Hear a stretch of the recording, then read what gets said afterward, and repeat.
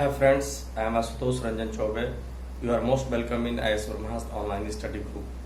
Current affairs के इस video में हम लोग सिक्योरिटी काउंसिल के चुनाव पे बात करेंगे, सुरक्षा परिषद के चुनाव पे बातचीत करेंगे।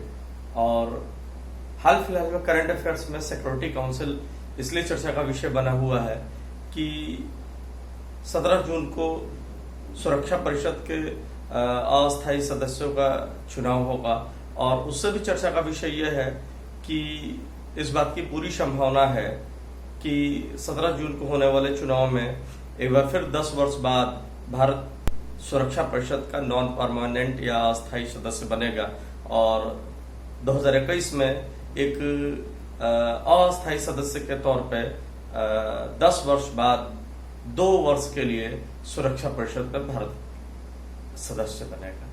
तो सबसे पहले हम लोग बातचीत करें कि जो सुरक्षा परिषद है ये यूएनओ के जो 6 मुख्य आर्गन हैं उन 6 आर्गन में से एक आर्गन है।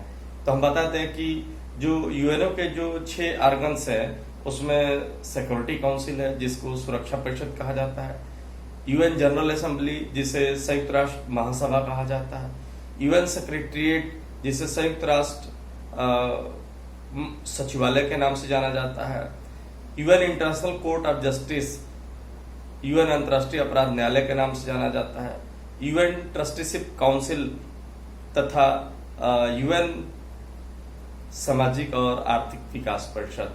तो ये यूएनओ के 6 आर्गन्स थे। उन आर्गन्स में से सिक्योरिटी काउंसिल या सुरक्षा परिषद भी एक आर्गन के तौर पे है।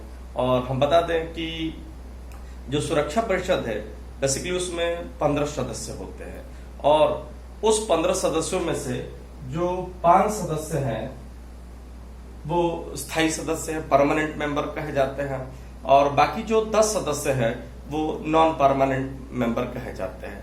और जो नॉन परमानेंट मेंबर हैं वो 2-2 वर्ष के कार्यकाल के लिए उनका चुना जाता है। और यदि सुरक्षा परिषद के परमानेंट सदस्यों की बात किया जाए, स्थायी सदस्यों की बात किया जाए, तो इसमें यूएसए, संयुक्त राज्य अमेरिका, यूनाइटेड किंगडम,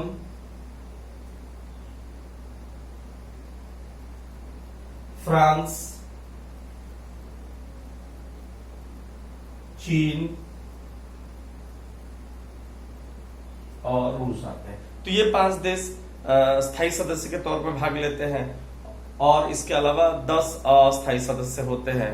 और जो भी देश अस्थायी सदस्य के तौर पर नॉन परमानेंट मेंबर्स के तौर पर चुने जाते हैं उनका कार्यकाल 2 वर्ष के लिए होता है। और जैसा कि हम बता दें कि जो सिक्योरिटी काउंसिल के जो परमानेंट मेंबर्स होते हैं इनको वीटो पावर भी होता है। इसका मतलब सुरक्षा परिषद में कोई भी प्रस्ताव लाया जाएगा तो उस प्रस्ताव तभी आगे बढ़ेगा जब सुरक्षा परिषद के जितने भी परमानेंट मेंबर हैं उन सबकी सहमति हो। और यदि उसमें से एक सदस्य ने भी नकारात्मक वोटिंग कर दिया, मतलब वीटो कर दिया, तो वैसी स्थिति में वो प्रस्ताव समाप्त हो जाता है। तो इसका मतलब है कि 5 परमानेंट मेंबर हैं, इनकी स्थिति बनी रहती है और जो 10 सदस्य हैं वो नॉन परमानेंट मेंबर के तौर पर भाग लेते हैं और इस प्रकार कुल 15 सदस्य होते हैं। तो यदि जो नॉन परमानेंट मेंबरशिप के लिए जो 10 सीटें हैं 10 देशों के लिए है जिनकी कार्यावधि 2-2 वर्ष के लिए होती है, बशर्ते इसमें जो सीटों का बंटवारा है वो इस प्रकार है।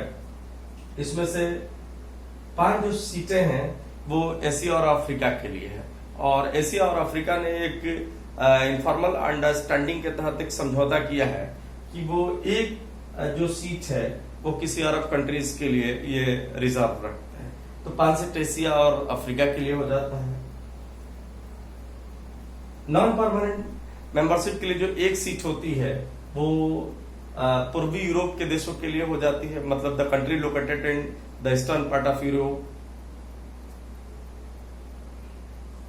2 सीट होती है वो पश्चिम यूरोप के देशों के लिए हो जाती है और बाकी जो 2 सीट होती है वो लैटिन अमेरिका और कैरेबियाई देशों के लिए हो जाती है। तो ये हम लोग देखा कि 5 परमानेंट मेंबर होते हैं जिनकी स्थिति यथावत रेगुलर तौर पर बनी रहती है, जिसमें USA, UK, France, China, Russia, these are permanent member of security council and these countries have veto power, इन देशों को वीटो पावर भी प्राप्त होता है। इसके अलावा जो 10 नॉन परमानेंट मेंबर होते हैं, अस्थायी सदस्य होते हैं, उनमें सीटों का बंटवारा किया गया। 5 सीटें एशिया और अफ्रीका के लिए होता है, 1 सीटें पूर्वी यूरोप के देश के लिए होता है, 2 सीटें पश्चिमी यूरोप के देश के लिए होता है और 2 सीटें लैटिन अमेरिका और कैरेबियाई द्वीप समूह के लिए होता है। तो जो 10 नॉन परमानेंट मेंबर होते हैं, अस्थायी सदस्य होते हैं, इसमें से प्रत्येक वर्ष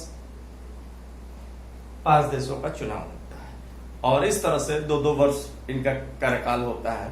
और हाल फिलहाल में चर्चा का विषय इसलिए बना रहा कि 2021 के लिए सुरक्षा परिषद में जो 5 सदस्यों का चुनाव होगा नॉन परमानेंट, उसमें एशिया पैसिफिक क्षेत्र से भागीदारी केवल भारत की है और भारत की केवल भागीदारी है। तो इससे स्पष्ट है कि 2021 में एक बार फिर से भारत 10 वर्ष के अंतराल के बाद सुरक्षा परिषद में नॉन परमानेंट मेंबर के तौर पर भागीदारी करेगा। और हम बता दें कि सुरक्षा परिषद में बताया हमने कि प्रत्येक वर्ष 5 सदस्यों का चुनाव होता है और हम बता दें कि चुनाव के लिए महासभा में वोटिंग होती है और सदस्य को जीतने के लिए जरूरी होता है कि महासभा में जितने सदस्य हैं उसमें 2/3 वोट प्राप्त करना होता है। इसका मतलब इस समय महासभा में 193 मेंबर हैं, तो 193 मेंबर का जो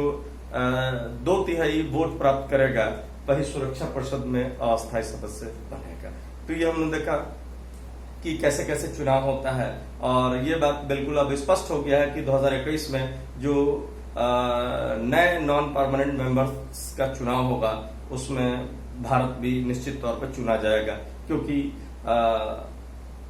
एशिया पैसिफिक क्षेत्र से इस बार इकलौती भागीदारी केवल भारत की है। तो ये तो हमने देखा। अब महत्वपूर्ण प्रश्न ये है कि सुरक्षा परिषद के काम क्या है और सुरक्षा परिषद के लेके इतने विवाद क्यों होते हैं और बेसिकली उनका इंडिया से क्या स्पेशल लेना देना है। तो यदि सुरक्षा परिषद की बात किया जाए तो संयुक्त राष्ट्र संघ के जितने भी आर्गन्स हैं उसमें सबसे महत्वपूर्ण आर्गन सिक्योरिटी काउंसिल है और इसको एक तरह से विश्व का पुलिस भी कहा जाता है, क्योंकि इसको इस बात का अधिकार है कि विभिन्न देशों पर प्रतिबंध लगा सकता है। इसके अलावा जहां कहीं भी आवश्यकता हो वहां पे शांति सैनिक भेज सकता है और साथ ही साथ कहीं पे युद्ध, गृह युद्ध और इस प्रकार की समस्या हो तो वैसी स्थिति में यूएन के बैनर तले वहां पे सेना भेजने का भी अधिकार सुरक्षा परिषद के पास है।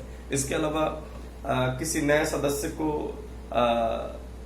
यूएन में शामिल किया जाता है तो उसके लिए भी सबसे पहले प्रस्ताव सुरक्षा परिषद में ही लाया जाता है और सुरक्षा परिषद का जो एक सबसे महत्वपूर्ण आर्गन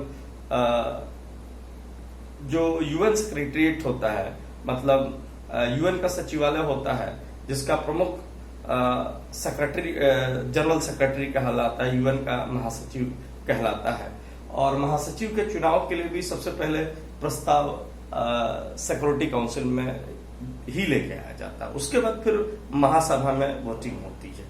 तो महासभा में तो जितने भी यूएन के मेंबर होते हैं सबकी भागीदारी होती है, लेकिन सिक्योरिटी काउंसिल में 15 देश होते हैं और उसमें भी जो 5 परमानेंट मेंबर होते हैं इनकी ज्यादा महत्वपूर्ण भागीदारी होती है। जैसा हम बता दें कि 2005 में जब यूएन सेक्रेटरी जनरल, यूएन के महासचिव का चुनाव होना था तो उसके लिए जरूरी होता है, उसके लिए सबसे पहले सिक्योरिटी काउंसिल में एक प्रस्ताव लाया जाता है और वहां पे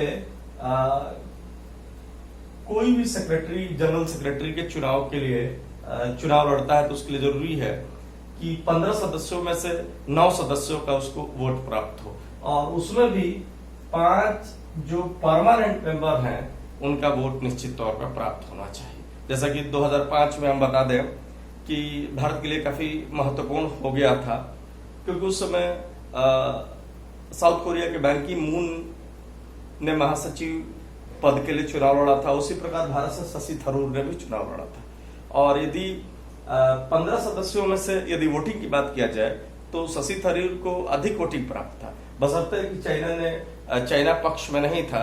परिणामतः 5 स्थायी सदस्यों में से सभी स्थायी सदस्यों का वोटिंग भारत के फेवर में नहीं था, जिसका परिणाम हुआ कि बान की मून संयुक्त राष्ट्र जनरल सेक्रेटरिएट के महासचिव बनने में सफल रहे। तो इसको लेकर कई विवाद उत्पन्न होते हैं। पहला तो विवाद यह है कि जो परमानेंट मेंबर हैं उनके वीटो पावर को लेकर विवाद है।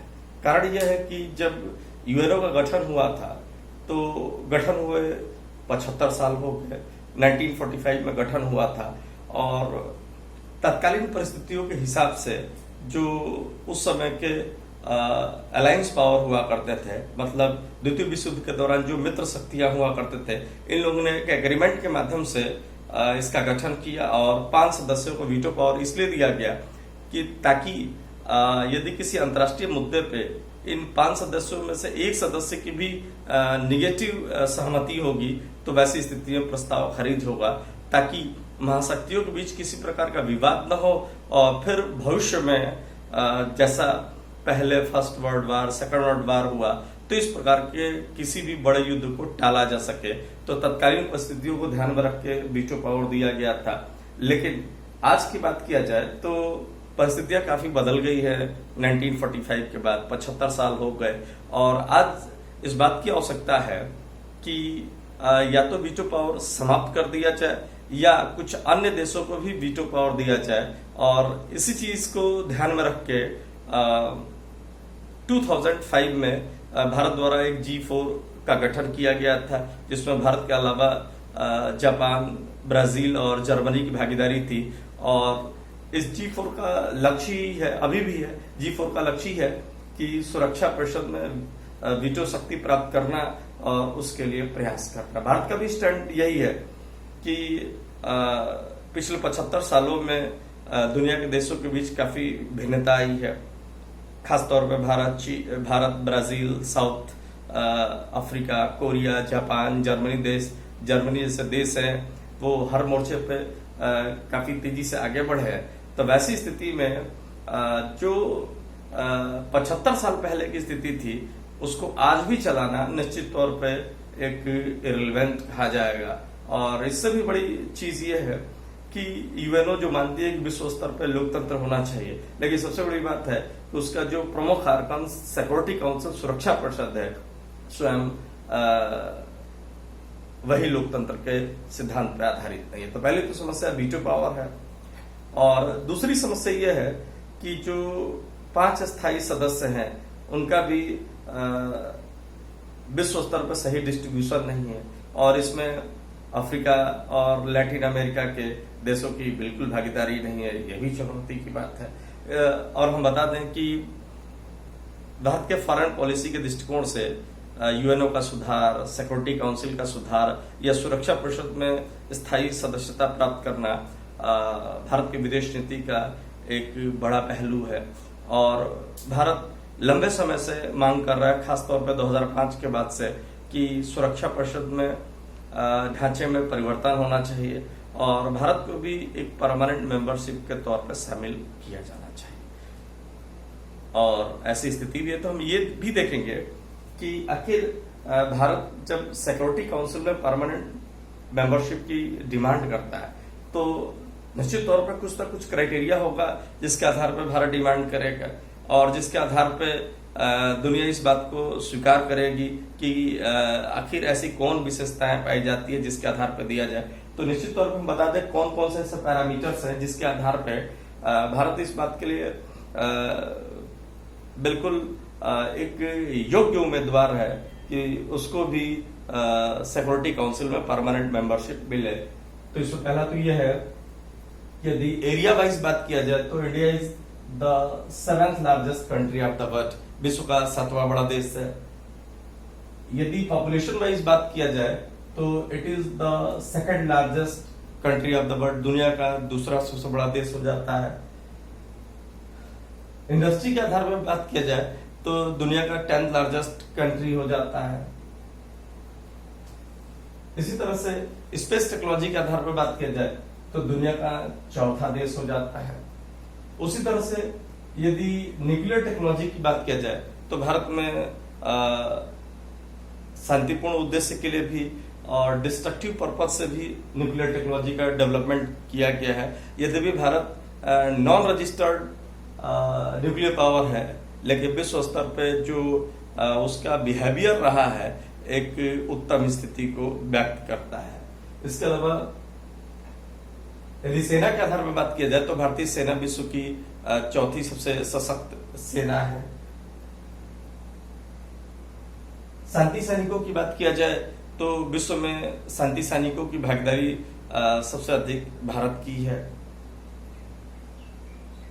एब्सोल्यूट आधार पर इंडियन इकोनॉमी विश्व की 5th लार्जेस्ट इकोनॉमी है, मतलब जीडीपी के आधार पर भारतीय अर्थव्यवस्था विश्व की 5वीं सबसे बड़ी अर्थव्यवस्था है। और पीपीपी के आधार पर परचेजिंग पावर पैरिटी, मतलब क्रय शक्ति क्षमता के आधार पर भारतीय अर्थव्यवस्था विश्व की 3री सबसे बड़ी अर्थव्यवस्था है। इसके अलावा द्वितीय विश्व युद्ध के बाद से ही दुनिया के कई शांति अभियानों में भारत की भूमिका रही। तो भारत के इस स्थिति और जिम्मेदार व्यवहार के ही आधार पर भारत की मांग रही है कि सुरक्षा परिषद में सुधार आज के परिवेश में आवश्यक है। तो करंट अफेयर्स के दृष्टिकोण से प्री पॉइंट ऑफ व्यू से भी ये ध्यान रखिएगा, ये प्री में भी क्वेश्चन आएंगे और मेंस में भी इससे जुड़े हुए क्वेश्चन आएंगे।